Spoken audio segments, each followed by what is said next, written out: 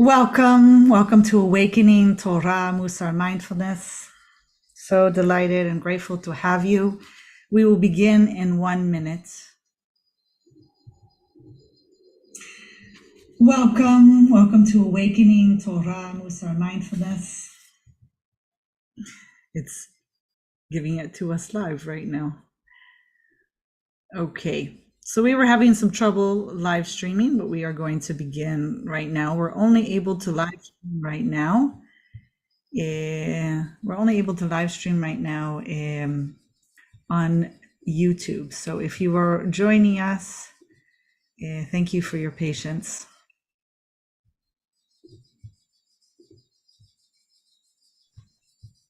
Hello. Welcome, shalom. Welcome to Awakening Torah Mussar Mindfulness.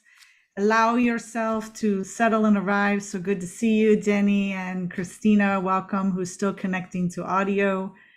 We will begin very shortly. Welcome. So delighted to have you. Today is Sunday, September 11th, and let's check our Hebrew date today.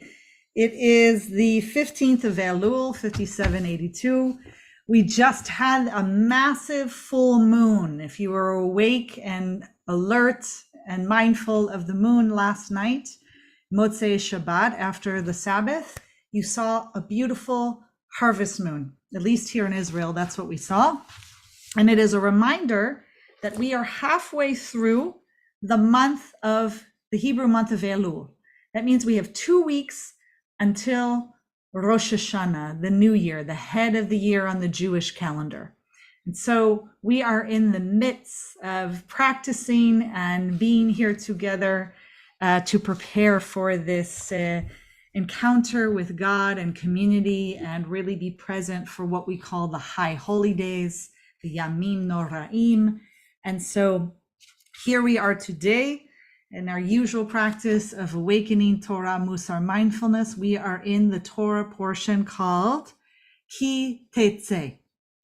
All across the world yesterday on the Sabbath, Jews all over the world, if you were in a synagogue or in a minyan, studied this parasha. And it was tradition to kind of look at it the week before, take a read of it, delve into it, see what the rabbis in our tradition, Chazal, have to say about it. So as I usually do before we jump in, we're going to first cover our kavanot, our intentions for today's practice. So I'm going to share screen for those of you who have vision and are watching. Otherwise, I will read it out loud. And for those of you on audio or who do not have vision, you can hear what our kavanot, our intentions are for today. So we see this practice together, taking refuge in community in this time together on Sundays, regularly at 7:30 p.m. Israel time, 12:30 Eastern Standard Time. We see this as an act of radical self-care, meaning you're taking time to learn and practice. And why? This is something we say we are doing to strengthen our own soul in order to be a benefit to others in the future. We're also doing this to strengthen our relationship to others, so that we can be a better conduit of God's good to others when they need us, however we may define God or the divine. We're also doing this practice as part of our intentions to strengthen our relationship with the divine, with the Almighty, with God, with Hashem, however you may call the creator of all beings, so that we can be a better conduit of what the good that God has provided in this whole universe and on this earth, that we may provide it to others when they need us. So those are our intentions for this practice. And we move into what we're actually going to share today. So I'm going to briefly summarize Ki Teitzei. Ki Teitzei is quite an amazing Torah portion, Hebrew Bible parasha, weekly Torah portion. Why? It contains 74 mitzvot, 74 commandments. It has the most of any parasha in the whole Hebrew Bible and the whole Torah. And so the mitzvot that are being focused on here are really on individuals, on family units, on neighbors. Those are the main things. And what you're going to notice, and you're going to notice this shift in general in Deuteronomy, in the book that we're in. There are 5 books of Moses, and the last one's called Deuteronomy, or called Devarim in Hebrew. And you're going to notice a huge shift. All of a sudden, everything that's kind of being discussed, all the laws, all the reminders of the laws from Moshe to Am Yisrael, to the Jewish people, to the Israelites, to our ancestors, all of them focus on the everyday person. It doesn't focus on the Kohanim, on the priests. The priest had their book back in Vayikra, in what we call Leviticus. And all of a sudden you notice there aren't any laws really reminding the priests, the Kohanim, what they're supposed to do and how they're supposed to do it. So that's interesting in and of itself. Why don't the Kohanim, why don't the priests need to be reminded? Well, the rabbis, of course, have an opinion about this. They tell us it's because they consider the Kohanim being very much more observant, much more careful with the practice and the mitzvot. That's one explanation, but I think there's actually something really positive behind this. I think there's a shift in Deuteronomy and Devarim to the average person and how they're going to relate to themselves, to the world around them, to their family units, to their neighbors, because it wants to root the Torah in all people, not just the priests. And it wants you to know that that's what Moshe is going to pay attention to in the end. He wants you to know he's connecting with you, hasn't forgotten about you. He's not going to just focus on the priests and what happens in the Mishkan, inside the sacred area of what we would call like the temple today. Instead, it's really going to be, where are you going to practice your life and infuse it with holiness? Where are you going to be on this path towards holiness as the average person? You're not going to be in the Mishkan. You're not going to be in the temple serving with the Kohanim and doing that. So where do you need to be focusing your time and behavior? And that's what this, particularly this parasha, Ki Teitzei, is all about. It's about getting us on this path and reminding us where our attention and time and energy needs to be. And I brought her before. She's beloved to me. I like to call her Rabbi, although she never had smicha or was given that title. But our beloved teacher, may her memory be for a blessing, Nechama Lebowitz, in the studies of Devarim, Deuteronomy, she brings one of the sources from Devarim Rabbah, which is a midrash. It's a kind of stories and explanations on the role of mitzvot, or the role of commandments, and why are they being brought here. And she says that the author of this midrash basically attributes to the mitzvot, to the commandments here, the role of good angels accompanying men, accompanying the human being. This idea that gracing the human being with daily acts of consecrating our most mundane and earthly duties, connecting with satisfying our elementary material needs and wants, such as tilling the soil and earning a livelihood and clothing ourselves and grooming our hair and building a house and making sure we put a fence around the roof, making sure that we drive the mother bird away before we take the eggs or the chicks. All these little small daily activities elevate who we are and what we do away from kind of self-centered, egotistical way of living to a level of divine service. Okay, this is a source that she brings here, and I'm going to have us hold that because there's something quite beautiful about that, and why all of a sudden you're having 74 mitzvot guiding you here in the Torah. So let me just finish with my summary when I'm going to hone in on a certain area for us. So these final group of laws concern with private matters, as I said, between families, individuals, and neighbors. Basically, it contrasts with the previous group from last week, right? When we were dealing with, particularly during Shoftim, the parasha on judges, right? When we were dealing with public officials and matters of the nation on whole. And you have a whole section here that also deal with concern the welfare for women. In particular, if dealing with husbands who may dislike their wife, a captive wife in the act of war, all sorts of areas here. What happens with a new bride when will the husband have to be sent off to war during the first year? And the answer is no, because it's about protecting her new marriage with him and that she gets to be with him during the first year. So all these they're concerned, especially in the time and place in which the Torah was written and collected, is this welfare for women in the sense of stressing participation in religious ceremony and all sorts of things. So this is all here.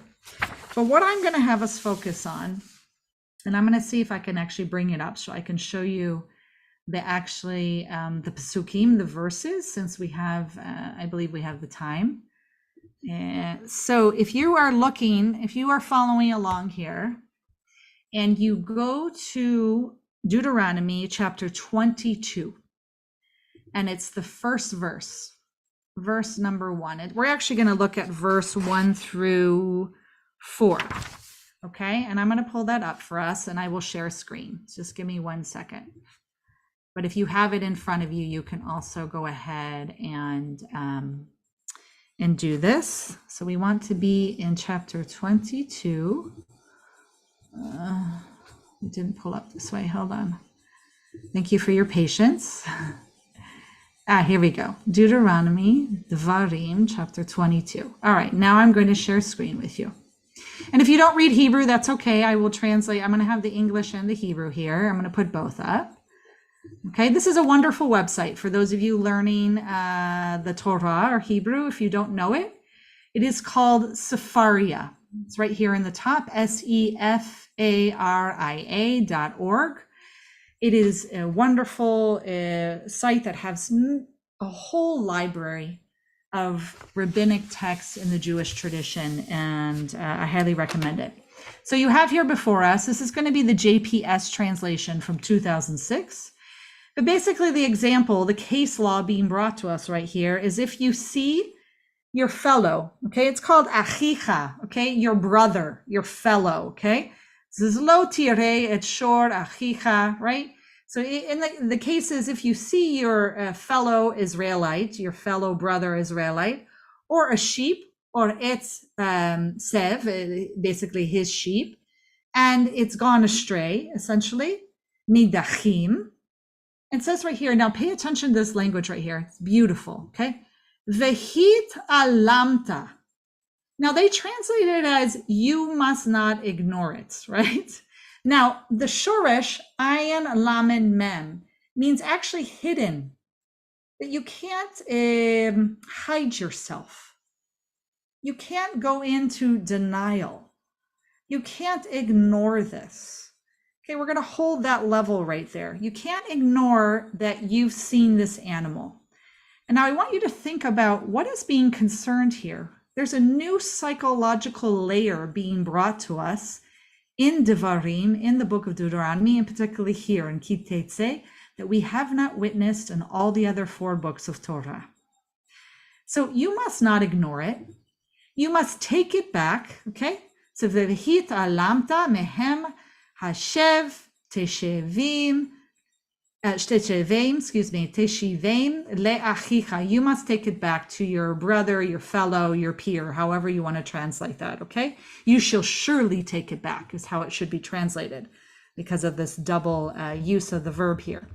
Then it goes on, and it provides more of a deep layer for us to get in here. If your fellow doesn't live near you, you don't know who the owner is, what are you hearing behind this? The Torah and God here is anticipating all the excuses, what we call in Hebrew terutzim, excuses that will tell ourselves not to bother ourselves with this animal. Someone else will take care of the animal. Oh, the person doesn't live near me, or I don't know who the owner is. It's really getting into amazing detail of who we are and what kind of community we're going to build and live in if we are going to pay attention to the lost items of somebody or not. Now, it might seem like a small detail, but we're going to get into what it really means. So let's continue for our 2 more verses. So if your fellow does not live near you, you don't know who the owner is, you shall bring it home. You have to bring it home. You can't ignore it. You have to bring it home It's going to remain with you until your peer claims it, and then you shall give it back. Okay, the rabbis have a lot to say about that second verse. I'm not going to focus on that right now, but basically, yes, of course you're going to give it back. What does that mean? What's that extra detail? But if we continue, we're going to find this verb being used again. And then look at verse 3. I'm just going to move quickly through this English here. You shall do the same with that person's ass, meaning a donkey, the chamoro. And you shall do the same with the person's garment. Like if you see someone's piece of clothing on the ground, you should do the same with anything that your fellow Israelite loses and you find. Now here it goes. Lo tuchal lehit alem. You must not remain indifferent. You must not hide yourself or hide your responsibility or try to withdraw from this and go away.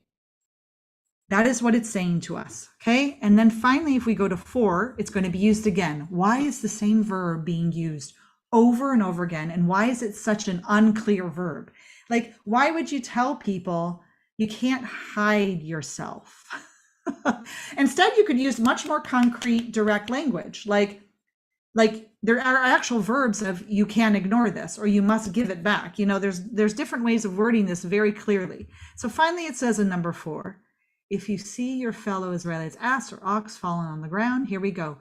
Do not ignore it. You must raise it together. So lehit alampa mehem, you shall surely raise it together. Okay, this is very important. What are we getting at here? What does it mean in our practice? I'm going to stop sharing screen. To have God and our community and our ancestors be so concerned with the excuses that we're going to use to not involve ourselves with our neighbor and community. So let me word it in the positive. I think that's going to help us a lot. Think to yourself to a time when something was returned to you that you had lost in your lifetime, whether it be a piece of clothing, an animal, I don't know, it could even be cash. It can be anything. If you haven't had this experience yet, then, you know, may God grant you it so you experience it, especially may you experience someone giving this back to you. So I'll tell you the conversation that happened around my Shabbat table yesterday. We all talked about what it was like to receive something back that we had lost. So I'll tell you here in Israel, my spouse and I, and even children, have left our wallet at the mall, have left our wallet in a cab, in a taxi, have left our Tudat Zahut, our national ID somewhere. And in all those cases, our fellow Jew, our part of our nation and our people of living here, called us up and said, I have your ID. I would like to meet you here or come deliver it or whatever. It was returned to us. And you might seem that's just a small thing, but what that has an effect on us is that, one, we don't fear losing things. We actually think it'll be returned to us someday if it's meant to be returned. You kind of leave it up to God, right? In that sense, like if God meant for this to be returned to you, it'll be returned someday. You have trust in your neighbors and community around you that if you do lose something, it'll be returned and that you will do the same.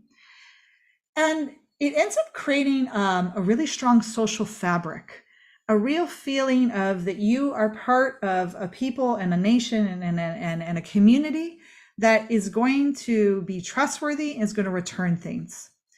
And that's not a small thing. And this is what God wants us to create here. If we're going to be holy and on this path towards Kedusha, then we need to create this type of society where little small acts like this happen on a daily basis and we don't try to hide. We don't try to be indifferent or ignore or be in denial or withdraw and assume someone else will take care of it. No, we're told that we need to step up, have the self-esteem to do so, and then also understand you're doing a mitzvah. You are doing what is commanded of you to return something to your neighbor, to your brother, to whomever. It's a huge thing, and it's a beautiful thing that we're witnessing here in Devarim, in this practice, in this study here, where there's this anticipation of a psychological reaction, right? Which is all about our practice in Mussar Mindfulness. It's all about a concern. Are we aware of the hindrances that arise within us to create excuses of why we're not going to act when we should? Which happens to all of us on a daily basis in small little earthquakes, right? Every single day. And so the practice is to be awake when we see that dollar bill or 20 or 100 on the ground, when we see that shirt, when we see that lost toy, when we see that cat or dog, that we just don't go, someone else will do it, or I'll take it, or whatever the teruts, whatever the excuse is. Instead, we see it as, this is a mitzvah. I've been commanded to do this. I want to create a holy society. I want to engage in this. I'm going to pick it up. I'm going to find the owner, because I know what it does to that owner's soul and heart to get back what they've lost. It's a gift. And it may seem like a small thing, but it's really these things that build the fabric of our society and who we're going to be on a daily basis. So I'm going to close with just saying that we've witnessed basic law like this back in Shemot and Exodus. It's a similar condition. It's in chapter 23, verse 4. It says, if you would refrain from raising a fallen animal. But it doesn't talk about you hiding or withdrawing or using that verb lehitalem, the ayin lamed mem. It doesn't use that at all. There's a whole new layer being brought by Moshe before he dies to our ancestors, that he's really getting in there now. He's saying you have to do these mitzvot, and I'm going to know it. I'm going to anticipate for you what you're going to tell yourself to not engage, but what you need to do if we're really going to build a society and take care of one another. So with that, we're going to move into our guided mindfulness meditation practice around this. It's going to be a mindfulness of thoughts. We're going to see what arises. I'll even bring a case similar to what might have come up for us if we've ever had this experience. And we're going to practice around this. And then we'll have time for comments and questions and answers afterwards. So I will let you know when we're going to be pulled out of this meditation. For now, you are welcome to assume one of the 4 postures in mindfulness meditation. It's either sitting, can be on a chair, on the floor, on a cushion, known as a zafu generally, or it can be lying down. I recommend keeping your eyes open so you remain awake and alert. You can stand. I often say stand next to a chair so you feel held and supported, or in a strong mountain pose if you're engaging in yoga at all, or even Tai Chi. And the final one is a walking meditation. So if you're having any chronic pain, stiffness of the back, anything, feel free to walk. You're not walking to get somewhere. You're just walking mindfully as you'll listen to me guide the meditation. And if you are going to assume the seated position, like I am, come to an upright position where you feel strong and dignified, created in the image and likeness of God, of the divine. Allow your hands to rest on your lap. Allow your feet to really be held on the floor, grounded. And we're going to start with 3 deep cleansing breaths. Inhalation, exhalation, allowing yourself to arrive. Inhalation, exhalation, letting go of any tension if you are able.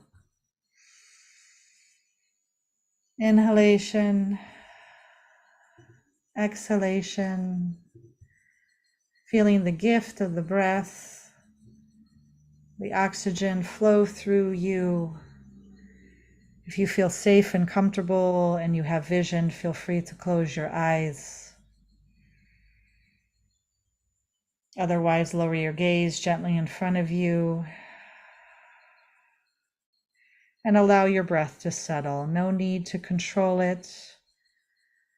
No need to judge it. Try to make it any different than what it is right here and right now.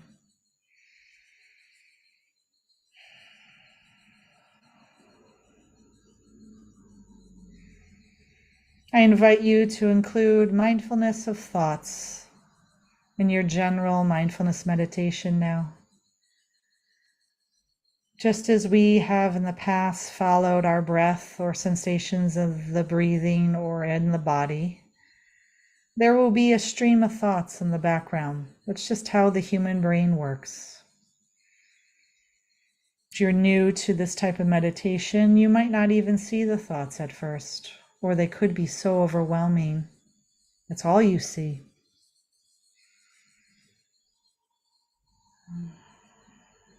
Just let them be. Let them rise and fall like the waves on the ocean around the breath.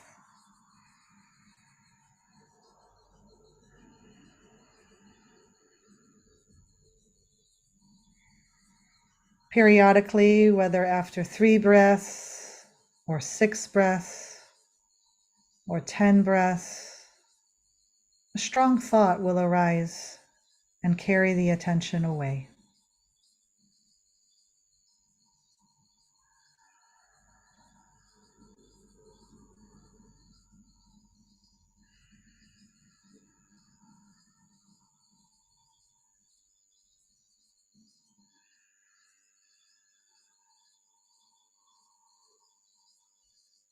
As soon as you notice this thought, name it gently according to its predominant quality. You can use simple notes like planning, remembering, judging,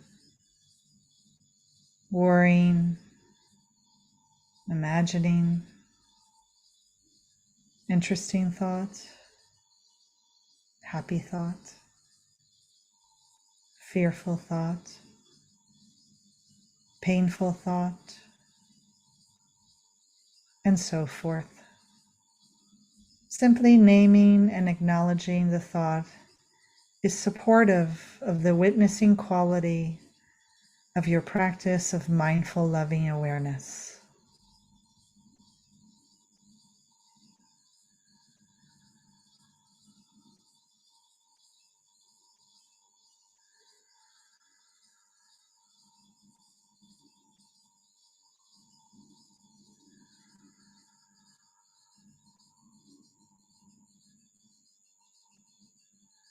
Once you have noted a thought gently for some time, you will notice that it dissolves like a cloud under sunlight.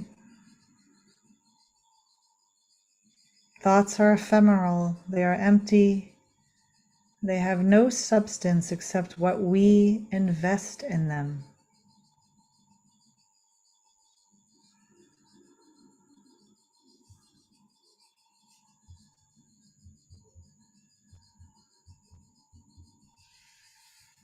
After a thought has diminished, simply return to mindfulness of breath and body for a time until another strong thought, another strong emotion or sound pulls your attention from the breath.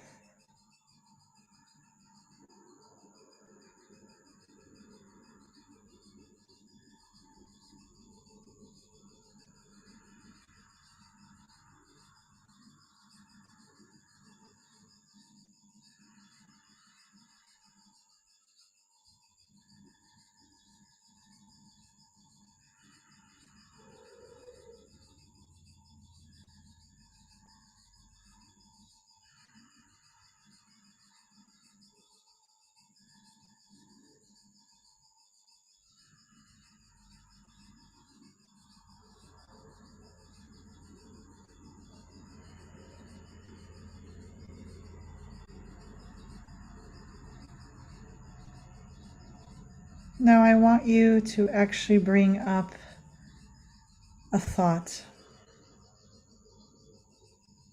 tied to our teaching and learning together on this parasha. Recall when you have either returned something lost or someone has returned something lost to you. Bring up that thought.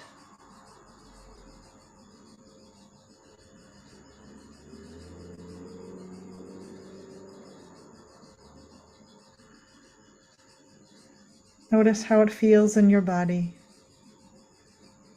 Notice if you have become absorbed or lost in the thought, or if you're able to witness it without being swept into it.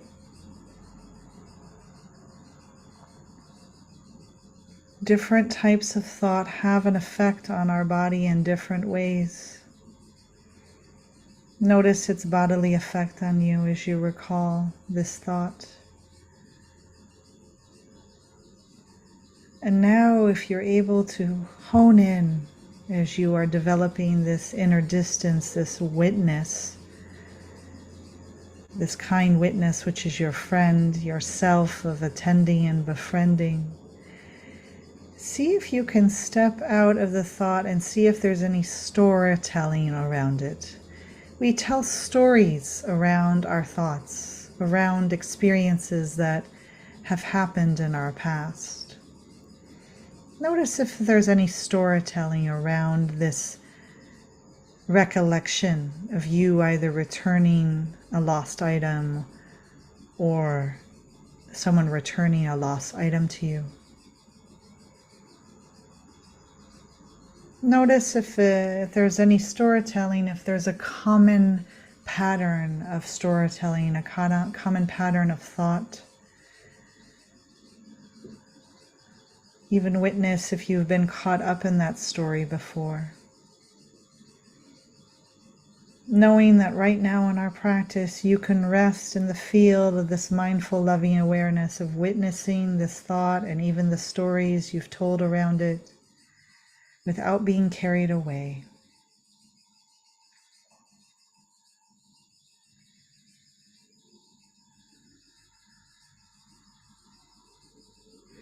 Notice if the thought brings strong emotions.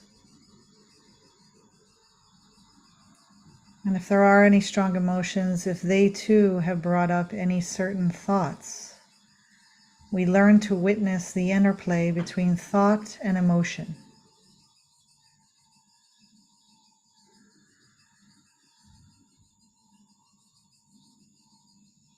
Notice if this memory of returning a lost item, or you receiving one, or perhaps not receiving one, or not returning.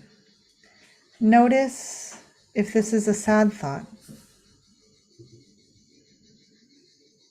or if this is an angry thought, or a loving thought. Notice the emotional quality behind the thought.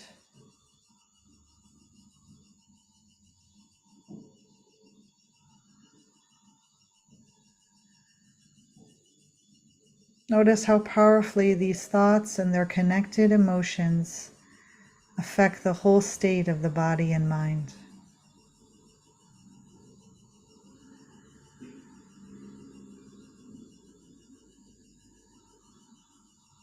As you alternate now in the next 2 minutes of silence in our practice, you can alternate between mindfulness of breathing and mindfulness of other strong experiences, such as strong thoughts or strong emotions whenever they arise. Our practice is that we have become and will continue to unfold into a steady, loving witness of all that arises and passes. We are a peaceful one sitting amidst the rising and falling of waves of experience. We move into silent meditation. I will pull you out of the meditation when it is time.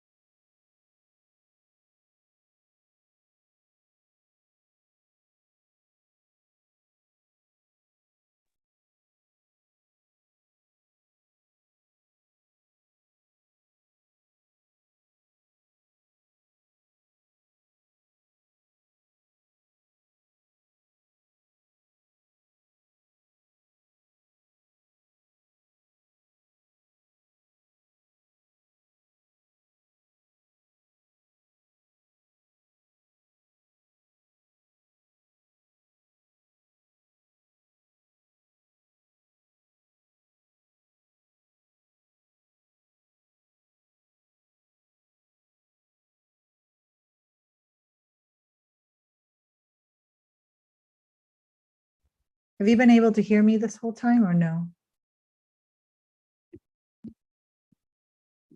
I don't think so.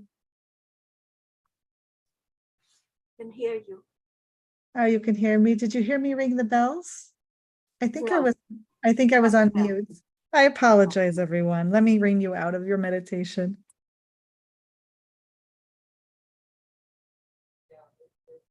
Thank you. I apologize for that. I was on mute and I didn't know it. Thank you for your practice. Thank you for today and being here. For those of you joining live stream on YouTube, we apologize for live streaming issues that we've been having with technology on Facebook and other mediums. Hopefully, Bezrat Hashem, God willing, we'll have that fixed next week. But I want to invite you. We've been in the middle of a daily practice called the 40 days Elul practice, because we are in the Hebrew month of Elul before the new year, Rosh Hashanah, the 10 days between Rosh Hashanah and Yom Kippur, the Day of Atonement. And that's a 40-day period. And it's Jewish custom and practice to daily do introspection, to do what's called cheshbon hanefesh, an accounting of the soul, of looking where we need to take responsibility for our behavior and apologize to people, and to do that practice, which is part of our Mussar Mindfulness practice. So I've been sharing a teaching and a sitting that you will find on our YouTube channel, and it's on a playlist called 40 Days Elul Practice, and you're all welcome to join that. I also send it out to our subscribers from our website at Kehilat Mussar. And if you're not subscribed, please do subscribe. If you don't know how, send me an email and I will sign you up myself or give it to our staff. And so we want to thank you for joining us. And we, of course, welcome your donations and sponsorships in order to offer this or the Elul practice. So next week, we will meet, God willing, at the same time on Sunday at 12:30 Eastern Standard Time. And we will look at the parasha called Ki Teitzei, which is next. And it's still in the book of Deuteronomy, Devarim. And that is where we are right now. We'll move into a period of any comments or questions that either you have, Jenny, or anyone else who sends them in or puts them into the chat. So you're welcome to say who you are, where you're from, and if you have any comments or questions. I'll be silent now. Jenny from Toronto, Ontario, Canada.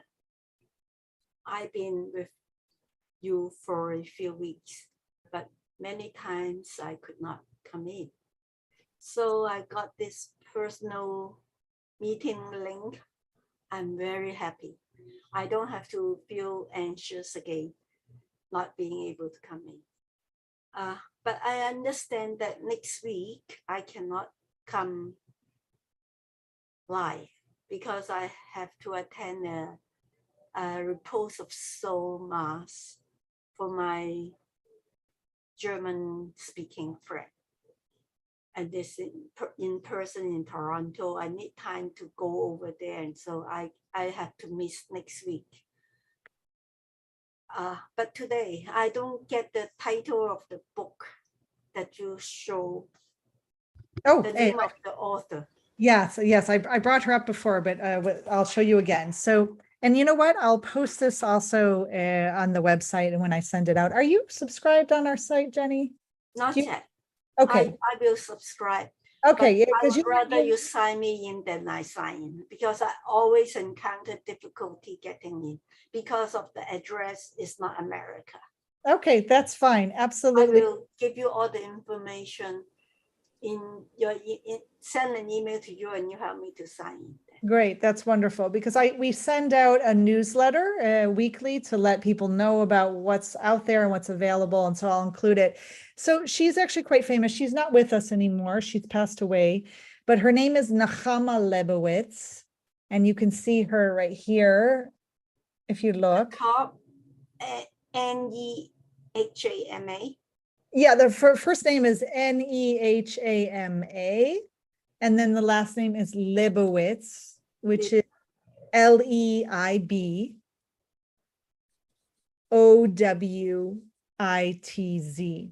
Now, this book she didn't actually publish herself. It was her students. She had two main students who were PhD students of hers. She taught, I believe, at Bar Ilan University in Israel, or maybe Hebrew University, but I think she was at Bar Ilan.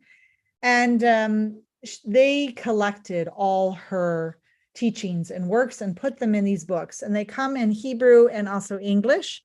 And this is called Studies in Devarim, Studies in Deuteronomy. And she has one. She has one for each of the 5 books of Moshe.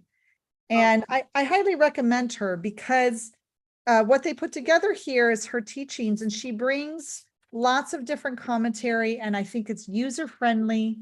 It's written clearly and nice. I highly recommend it. Thank you.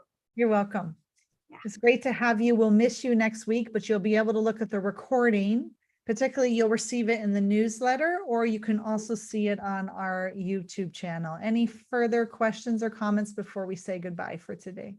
I want to share with you the thought of losing something and coming back. Please do share with us. I lost my calendar for over half a month, and I could not remember what I'm going to do. And then when I have it back, I was so happy. But for those 2 weeks, I missed everything. I could not understand how come the calendars can fly out of my window. I don't know. This is not only the first time. And I have something that is called Living with Christ in English writing for attending daily TV mass, and I have all the scriptures, everything, and but then I got the one for August sometime in July, but then I lost it. Only after August 8th it shows up again. So it really Same disturbed. thing now, September. Yeah. I got my September issue early August. And now the September one is still not showing up. Today is already the 11th. Yes. So it's affecting your equanimity, what we call menochat hanefesh. It's causing you to have difficulty around it. Yes. It's good that I have a computer. I can look it up on the computer. But I like a paper copy. Yes, of course, of course. So how did you practice around it? How did you get through it before it returned? I just go to the computer, take out the reading for the day. And I attend daily TV mass. The daily TV mass in Toronto, they have the they have the closed caption. Closed caption, I mean. So. Well, I'm glad that you get them back, and then I hope you get your September one. So no one returned it to you, right? It wasn't something lost that a human being returned to you, correct? I don't know how come it can be lost. Yeah, it affects so much when we lose something. I lost so many other things, but those things, something minor, I don't care. But one thing that worrying me too much is that I lost my Canadian citizenship card. Oh, yeah. But when I'm ready to thinking of reporting that, and suddenly it was back into my purse. You're being tried. So, I don't know why. yeah. I've been going through my purse many times and it was not there. I'm grateful that you shared it with us. Thank you. Thank you. Wishing you balanced equanimity. I look forward to seeing you in 2 weeks. Thank you.